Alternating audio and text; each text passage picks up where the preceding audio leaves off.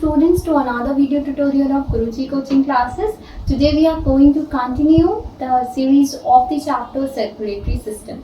तो आज हम पढ़ेंगे RBCs, WBCs और ब्लड प्लेटलेट्स के बारे में। तो क्या होते हैं RBCs, WBCs और blood platelets? Children, this is a very important topic जिसमें से आपके काफ़ी क्वेश्चंस प्रीवियस ईयर्स में आ चुके हैं बोर्ड्स में, ठीक है। सो इसमें से आपके इन डिटेल क्वेश्चंस नहीं आते ज़्यादा, छोटे छोटे नेम द फॉलोइंग या from inside some basic points will be asked. तो उस हिसाब से हमें इस चैप्टर की तैयारी करनी होती है, डीपली पढ़ना होता है, इसको एक एक पॉइंट को समझना होता है क्योंकि क्वेश्चंस बहुत ही इनसाइड ऑफ द चैप्टर से पूछे जाते हैं। तो आइए जानते हैं क्या होते हैं आरबीसीज, डब्ल्यूबीसीज और blood platelets.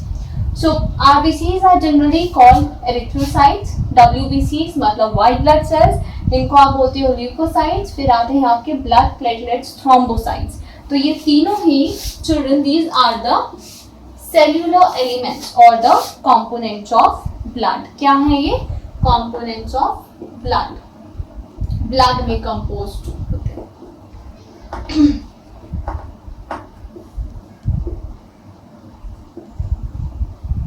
Okay, so RBCs, to start with RBCs. RBCs हैं आपके रेड ब्लड सेल्स और ये आपके होते हैं एरिथ्रोसाइट्स। इनकी क्या खास बात है? इनकी खास बात है इनका स्ट्रक्चर, जिस पे हमारे काफ़ी सारे क्वेश्चंस बनते हैं। तो पहले जान लेते हैं कि इनका स्ट्रक्चर कैसा होता है। आरबीसीज होते हैं आपके बाइकॉन्केव, यानी कि पेरीफेरी से थिक और बीच में से कुछ पतले होते हैं। जैसे आप देख पा रहे हो, ये जो पेरीफेरी है ये क्या है? Periphery and this is thick.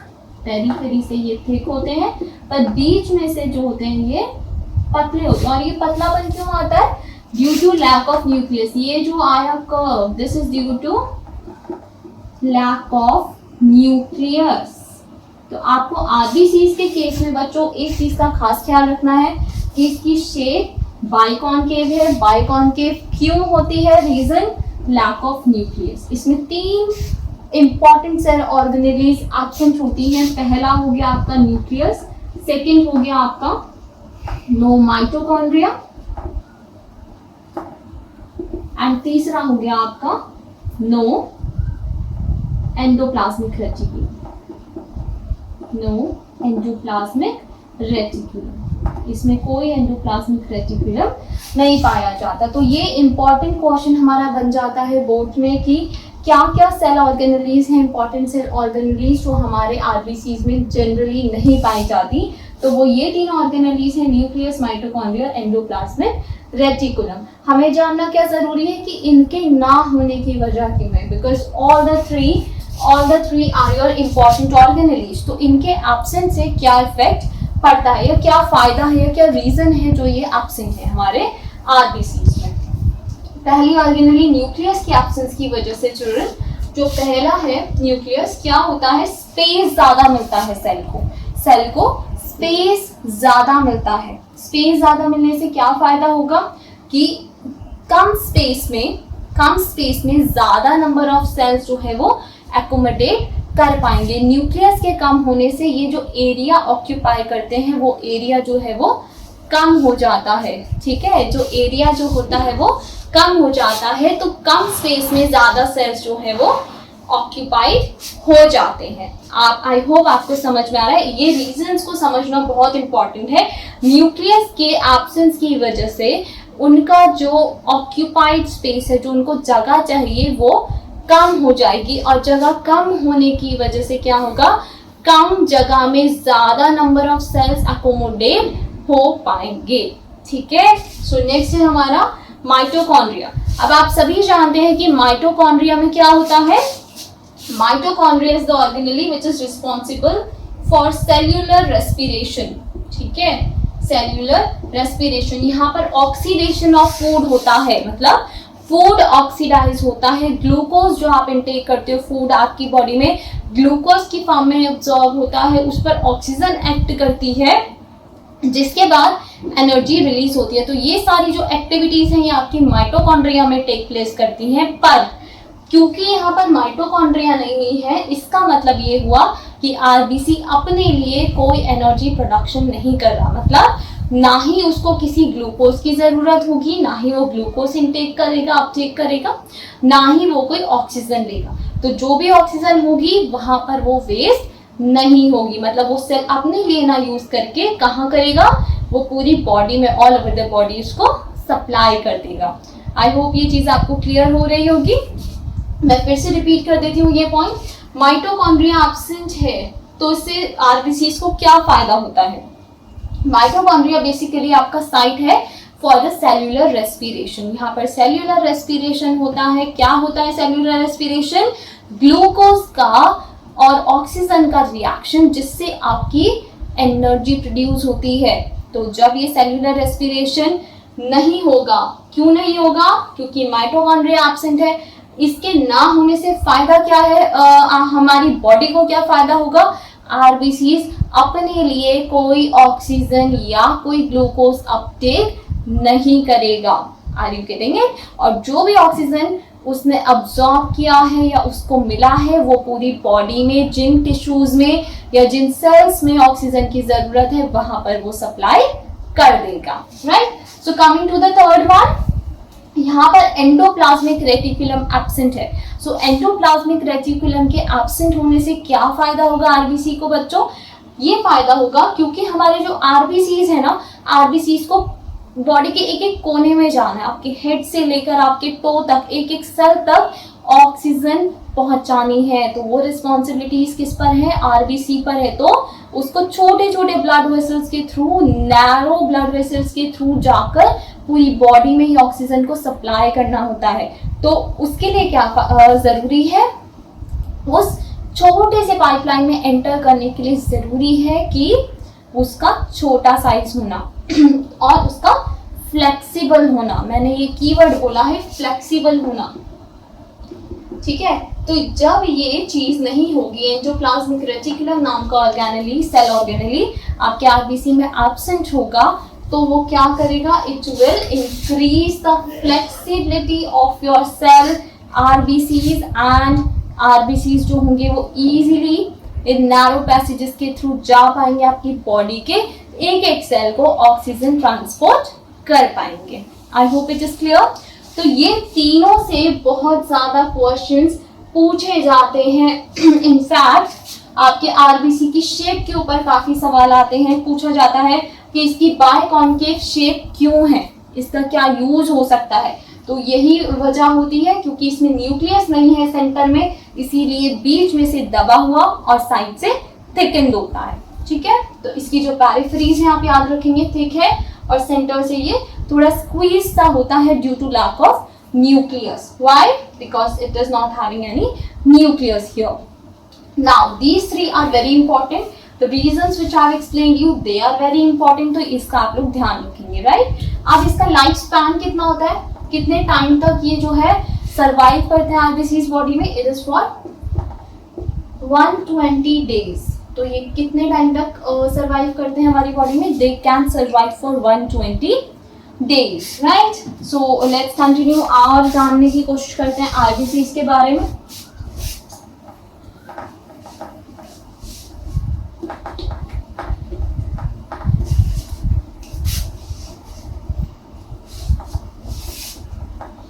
ठीक है, तो आरबीसी का हमें पता लग गया, लाइफ स्पैन है इसका 120 डेज। अब ये बनते कहाँ पर है, किस रीजन में? ये देखिए, तो हम जानते हैं कि इनका ओरिजिनेशन कहाँ होता है। इनका ओरिजिनेशन होता है हमारी लॉन्ग बोन के बोन मैरो में, और आप जानते हो हमारी बॉडी की लॉन्गेस्ट बोन है हमारी थाई बोन, तो ये यहाँ पर प्रोड्यूस होते हैं। पर एक बार जब ये खराब हो जाए, नॉन फंक्शनल हो जाए, या जो डिस्ट्रॉयड आरबीसीज होते हैं आपकी बॉडी के, वो कहाँ पर खत्म होते हैं? उनको खत्म कहाँ किया जाता है, उनको डिस्ट्रॉय कहाँ किया जाता है?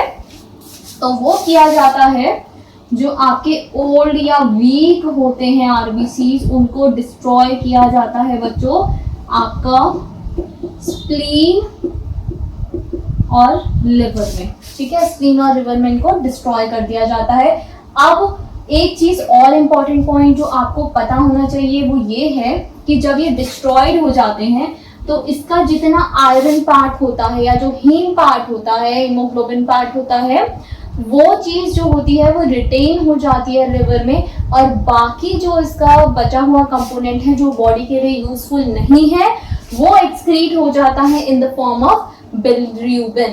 ओके, बिलिरुबिन, और ये एक्सक्रीट हो जाता है आपका थ्रू द बॉडी, ठीक है, in the form of excretory waste. तो ये चीज का आप थोड़ा सा ध्यान रखोगे। और एक चीज इंपॉर्टेंट पॉइंट जो आपको जानना बहुत जरूरी है कि 5 साल की एज तक, जब तक बच्चे 5 इयर्स के नहीं हो जाते, उनके हर बोन के अंदर हर बोन के बोन मैरो के अंदर जो है आरबीसी प्रोड्यूस होते हैं। पर 5 इयर्स की एज के बाद सिर्फ लॉन्ग बोन की बोन मैरो में ही आरबीसी आपके प्रोड्यूस होते हैं। तो ये कुछ छोटे छोटे पॉइंट्स हैं जो आपको अपने माइंड में रिटेन करने होंगे, जिन पर क्वेश्चन बन सकता है। अब आरबीसी का आपको अभी मैंने बताया एक कंपोनेंट होता है हीमोग्लोबिन, इसको हम बोलते हैं हीमोग्लोबिन। अब ये हीमोग्लोबिन क्या होता है? It is a basically iron component which is present in the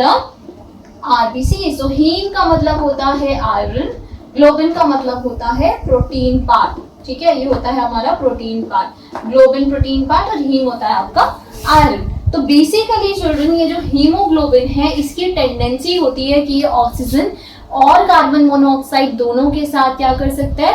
affinity show कर सकता है। पर जब ये ऑक्सीजन के साथ कंबाइन करेगा, इसको हम Hb से डिनोट करते हैं, जब ये ऑक्सीजन के साथ कंबाइन करता है तो ये बनाता है HbO2, जिसको हम कहते हैं ऑक्सी हीमोग्लोबिन। अब ये ऑक्सी हीमोग्लोबिन जो कंपाउंड बना है ये बहुत ही आपकी बॉडी में अनस्टेबल कंपाउंड है। अनस्टेबल कंपाउंड होने का रीजन क्योंकि ये बहुत जल्दी ऑक्सीजन को डिसोसिएट करके पूरी बॉडी के सेल्स में ऑक्सीजन को सप्लाई करता है। सो ये बनने का रीजन यही है कि हीमोग्लोबिन का ऑक्सीजन के साथ एफाइन होने का, जुड़ने का रीजन यही है, ऑक्सी हीमोग्लोबिन बनने का रीजन यही है कि ऑक्सी हीमोग्लोबिन कंपोनेंट बनने के बाद ही जो कैसा है? अनस्टेबल कंपोनेंट है, पूरी बॉडी में वो ऑक्सीजन की सप्लाई करेगा, बॉडी के हर सेल में, हर टिश्यू में वो ऑक्सीजन की सप्लाई कर देगा।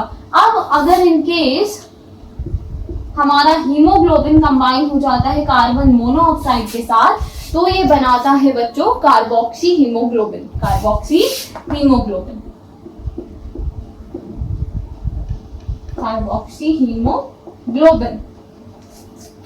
अब ये जो बनता है कार्बोक्सी हीमोग्लोबिन, ये कैसा है? ये एक स्टेबल कंपाउंड है, और आप जानते हैं ये कार्बोक्सी हीमोग्लोबिन हमारे लिए फेटल भी साबित हो सकता है, मतलब ये हमारी मौत का कारण भी बन सकता है, ये पॉइजनस है।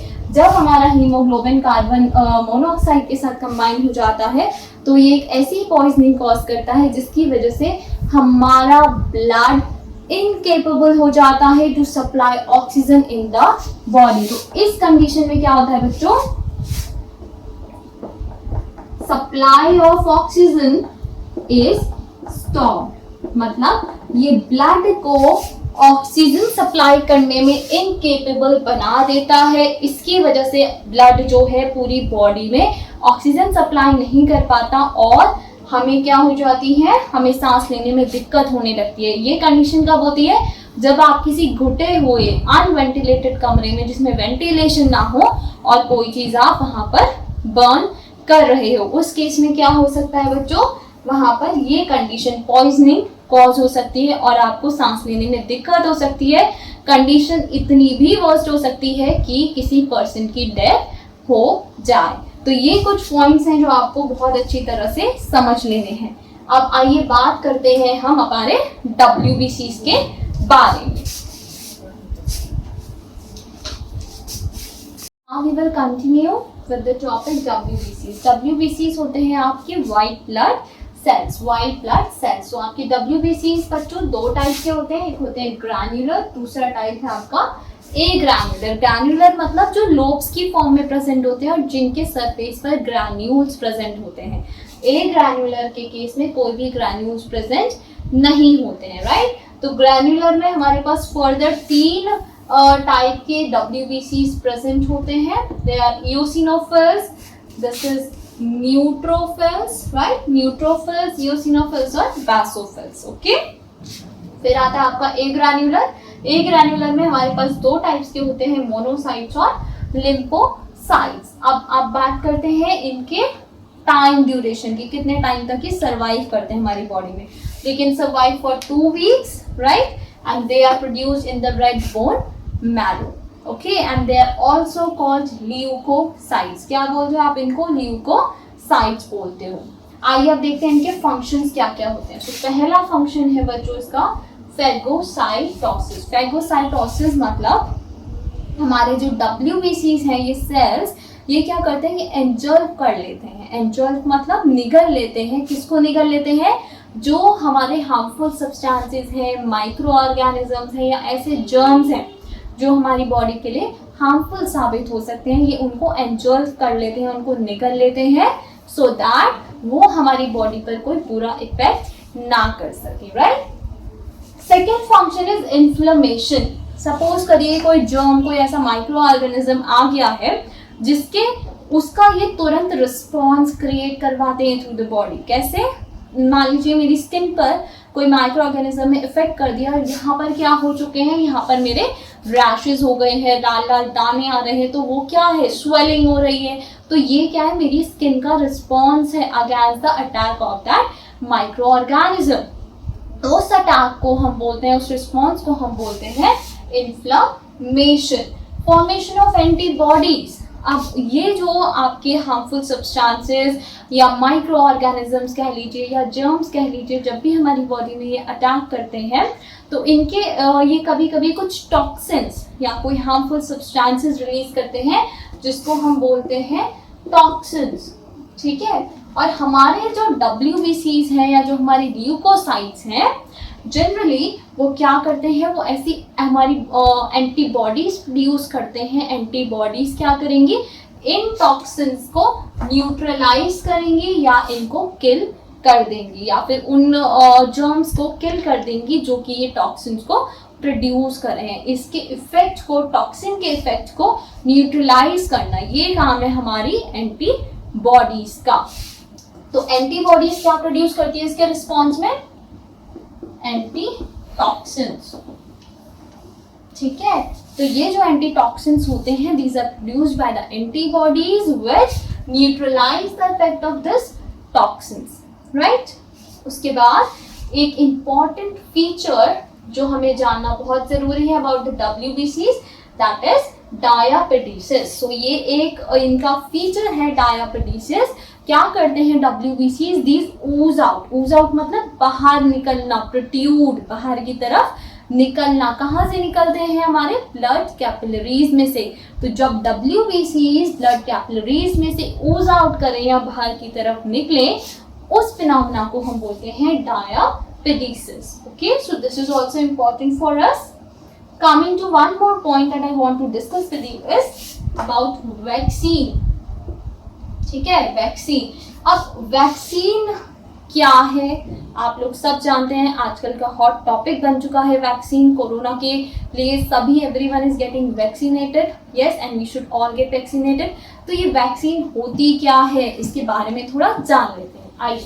सो वैक्सीन बच्चों क्या होता है, जो भी हमारे टॉक्सिन्स हैं, मतलब जो भी माइक्रो ऑर्गेनिज्म में बॉडी में अटैक किया है, जो भी टॉक्सिन उस माइक्रो ऑर्गेनिज्म ने रिलीज किया है, जो टॉक्सिन आपकी बॉडी को हार्म कर रहा है या डिजीज कॉज कर रहा है आपकी बॉडी में, उस टॉक्सिन का ही एक वीकेंड पार्ट, ध्यान से सुनिएगा, एक छोटा सा हिस्सा, मतलब बहुत ही कम क्वांटिटी में वही जर्म या वो टॉक्सिन, जो टॉक्सिन प्रोड्यूसिंग जर्म है, उसका एक बहुत ही छोटा सा अमाउंट, बहुत ही लेस क्वांटिटी में एकदम डाइल्यूट करके आपकी बॉडी में इंजेक्ट किया जाता है। तो ध्यान से सुन लीजिए, जान लीजिए इस चीज को, वैक्सीन और कुछ नहीं होती, वही वीकेंड जर्म्स होते हैं जो आपकी बॉडी को डिजीज कर रहे हैं। पर इस बात का खास ख्याल रखा जाता है कि वो डिजीज कॉज ना करें। और वो क्यों नहीं करते हैं कॉज, क्योंकि हम बहुत ही डाइल्यूट और कम क्वांटिटी में उस जर्म को अपनी बॉडी में इंट्रोड्यूस होने देते हैं, राइट। उससे क्या होता है, अब ऐसा क्यों करना है, वैक्सीनेशन क्यों जरूरी है, ये भी बहुत जरूरी है जानना। इसीलिए जरूरी है वैक्सीनेशन क्योंकि जो वो वीकेंड जर्म्स है ना, वो थोड़ी सी क्वांटिटी में एंटर करेंगे तो वो डिजीज तो नहीं कॉज कर पाएंगे, पर हमारी बॉडी फिर भी एक रिस्पॉन्स जनरेट करेगी। उस वो जो टॉक्सिन्स हैं जब वो हमारी बॉडी में एंटर होंगे, प्रोड्यूस होंगे, तो हमारी बॉडी को वो हार्म नहीं कर पाएंगे, कोई डिजीज नहीं कॉज कर पाएंगे, पर फिर भी हमारी बॉडी के ये जो WBCs है ना, ये WBCs ये बहुत, आप समझ लीजिए जैसे हमारे बॉडीगार्ड है, हमारी बॉडी का ख्याल रखते हैं। तो वो थोड़ा सा भी जहाँ उनको भनक लगी कि ये टॉक्सिनेटेड कुछ आया है बॉडी में, तो उसके अगेंस्ट वो एंटीबॉडीज जो है, एंटीबॉडीज प्रोड्यूस कर देंगे। और ये एंटीबॉडीज का काम ही क्या होता है, फाइट करना उन टॉक्सिन्स के साथ, उन जर्म्स को किल करना। अब वो वीकेंड जर्म्स बॉडी में वो आए, उन जर्म्स ने अटैक किया, बहुत ही कम क्वांटिटी में जर्म्स की एंट्री हुई, तो वो डिजीज कॉज नहीं कर पाएंगे, कोई हार्म आपकी बॉडी को नहीं होने वाला है वैक्सीन से। पर क्या होगा, आपकी बॉडी में जो WBCs हैं, जो आपकी बॉडी को गार्ड करते हैं, टेक केयर करते हैं, किसी भी फॉरेन पार्टिकल से, हार्मफुल सब्सटेंस से बचाते हैं, उनके अगेंस्ट ये WBCs क्या करेंगे, एंटीबॉडीज जनरेट कर देंगे, और ये एंटीबॉडीज आपके टॉक्सिन्स को या उन जर्म्स के वर्क को न्यूट्रलाइज कर देंगे। अब जब कुछ हार्म ही नहीं हुआ तो फिर बचाव की क्या जरूरत है, बचाव की जरूरत इसीलिए है ताकि आपकी बॉडी के पास एक मेमोरी हो, ताकि जब ये रियलिटी में, अभी तो हमने आर्टिफिशियली बहुत ही कम क्वांटिटी में उन जर्म्स से हमारी बॉडी में इंट्रोडक्शन कराया, वैक्सीन लिया है बहुत ही डाइल्यूट क्वांटिटी में, तो डिजीज नहीं कॉज हुई। बट इन केस अगर एक्चुअल में कोई जर्म आपकी बॉडी पर अटैक करे, तो आपकी बॉडी के पास वो मेमोरी होगी कि जब ये जर्म आया था तो मैंने इस तरह एंटीबॉडी प्रोड्यूस किया था और इस तरह मुझे इससे फाइट बैक करना है। तो वो अपनी मेमोरी के बिहाफ पर, उस मेमोरी के बेसिस पर और अच्छे तरीके से और एफिशिएंट तरीके से ज़्यादा अमाउंट में एंटीबॉडीज जनरेट कर पाएगी जब ये एक्चुअली जर्म्स आपकी बॉडी को अटैक करेंगे। इसीलिए ये वैक्सीन आपके लिए इतनी ज़्यादा इम्पॉर्टेंट है। तो इसीलिए रिक्वेस्ट है, कोरोना के लिए भी आप जल्द से जल्द खुद को वैक्सीनेटेड। बस छोटा सा टॉपिक और आपके साथ डिस्कस करना चाहूँगी, ल्यूकीमिया और ल्यूकोपीनिया। ल्यूकीमिया वो कंडीशन होती है जब आपकी बॉडी में एक्सेस ऑफ WBCs बनने लग जाए, मतलब जनरली RBCs का काउंट WBCs से ज़्यादा होता है, हम जानते हैं। तो जब WBCs ज़्यादा क्वांटिटी में बनने लग जाए, एक्सेसिव क्वांटिटी में बनने लग जाए, तो ये कैंसरस सिचुएशन पैदा कर देता है बॉडी में, जिसको हम बोलते हैं ल्यूकीमिया, राइट। और इसी का जस्ट अपोजिट होता है ल्यूकोपीनिया। ल्यूकोपीनिया में क्या होता है, WBC काउंट एक्सेसिवली डिक्रीज हो जाता है, बहुत कम हो जाता है WBCs का काउंट हमारी बॉडी में। ये भी एक तरह का कैंसर है। सो इन दोनों कंडीशंस को आपको याद रखना है, इंपॉर्टेंट है ये भी, ठीक है। तो इसी के साथ हम आज की ये वीडियो यही एंड करते हैं। आई होप आपको समझ में आया होगा। समझ में आया हो तो प्लीज़ कमेंट करिए, लाइक करिए, शेयर करिए, और अगर अभी तक सब्सक्राइब नहीं किया है तो सब्सक्राइब भी कर दीजिए। Thank you so much for watching, and please link जो है प्रीवियस वीडियो का वो शेयर्ड होगा यहीं पर डिस्क्रिप्शन में। अगर आपने नहीं देखी है तो प्लीज़ उसको भी देख लें। Thank you.